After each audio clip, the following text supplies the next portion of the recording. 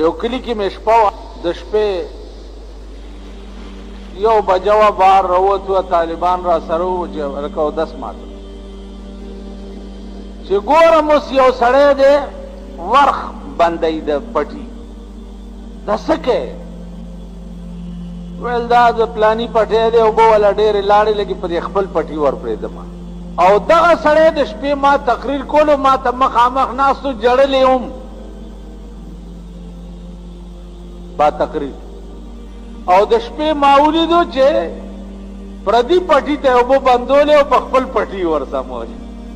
نو هلته مې ورته دا ټکی وکړو، 1 بجه وه چې سر د سنډا سرمن د میخې، د ورځې شیخې او د شپې خورې پردي ماتې او ظالمان.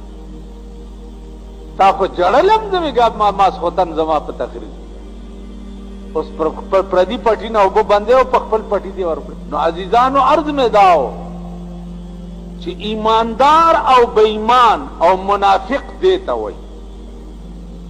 ایماندار دا معنا چې 14 سنې د هغه یقین وي د الله په کلام باندې،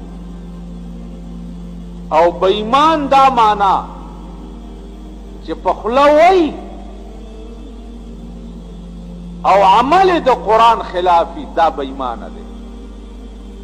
او منافق دې ته وایي چې په خوله یوي او پړی بلې، لکه قرآن بیان کړی دی ومن الناس من یقول آمنا بالله.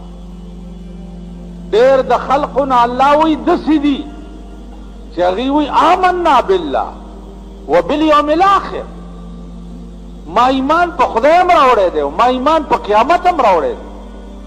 لیکن الله وایي وما هم بمؤمنین، دا مؤمنان نه دي. ګورئ دوی دا ظاهري دعوه د اسلام ولې کوي؟ یخادعون الله والذین آمنوا، دوی دوکه ورکوي الله ته، والذین آمنوا هغه خلقو ته چې چا ایمان راوړی دی. وما یخدعون، خدای ته دوی چېرته دوکه ورکولی؟ دوی په خپل ځان کې دا وایي چې مونږ خدای دوکه کړو او مسلمانان مو هم دوکه کړل. یو به کافر په ژبه باسي وایي چې مونږ مسلمانان یو، نو خدای له به هم دوکه ورکوو مسلمانان له.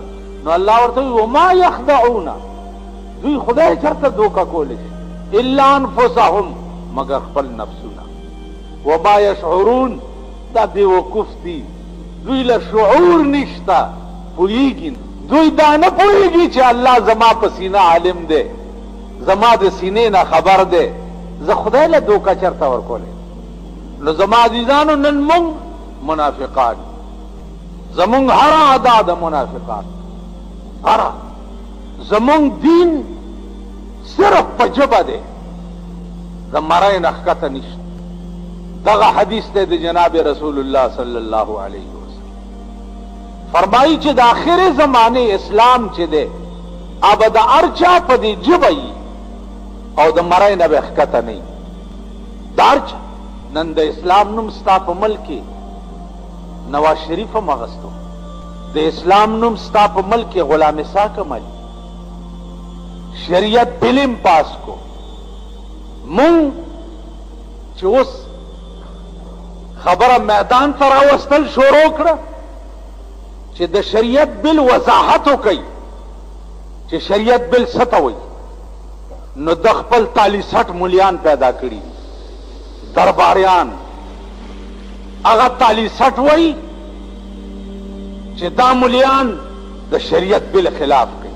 اوس الته عوام کالانعام، الله د دې عوامو متعلق ویلي دي چې اولئک کالانعام، دا عوام په شان د چارپای، بل هم اضل، بلکې چارپایو نم زیات دي، گمراه دي، اډو په سمه لار نه پوهېږي. سهار راته یو سړي وی پلانې کار مې او پلاني پسې تللی وم، من دا دوکه خو تاسو 43 کاله دوکه شوئ. ویل بس جی بیا به نه کېږو، مال اوس پې څه کېږي؟ د ورخه تېرې اوبه په بېرته نه جاروزي، نه جاروزي تېر ساعت په بېرته بیا. تېر ساعت په مثال مړی د لحد دی، مړی چا دي ژوندي کړي په جړه. اوس په مړي ته جاړه که نو ته په جړه را ژوندی کولی شي؟ خو 43 کاله په دې بدبخت قوم تاسو دوکه شو. دا منبران دی او دا وزیران دی او دا حکومت دی او دا اقتدار دی. تاسو په وخت چې راشي جامونه بار شي، جامونه بار شي. اوس جاړی لګي، څوک د زوی درخواست په لاس ګرځوي، جی زوی مې نه نوکریږي، څوک وایي سپایي کېږي نه، څوک وایي لیس او کلرک کېږي نه، څوک وایي څه کېږي. مونږ څه وکړو بھائی، مونږ سره خو تاسو 43 سال ړوند سړی یم، د یو سوړي نه 2 ځله نه چیچلی کېږي. ړوند تاسو 43 کاله د دې سوړو نه خمارانو خوړی او بدبختو تر اوسه لا د سړي زامن کېږئ نه، بني ادم نه شوئ. نو زما عزیزانو عرض دا و چې مونږ منافقان یو، هر چا سره منافقت کوو، دروغ وایو، دروغ وایو، شریعت بل دروغ وایي. وضاحت وکړه شریعت څه ته وایي. شریعت د غل نه لاس پرې کولو ته وایي. شریعت زناکار سنگسارولو ته وایي. شریعت شرابي په درو وهلو ته وایي. شریعت دې ته وایي. ته د شریعت بل وضاحت وکړه. دروغ ولې تر کومه پورې به ته دا ملک په تیاره کې ساتې؟ که ملک په تیاره کې ساتې نو خدای خو په تیاره کې نشي ساتي. تاسو وګورئ چې دی خدای په پاکستان کې هر یو حکومت سره څه وکړه.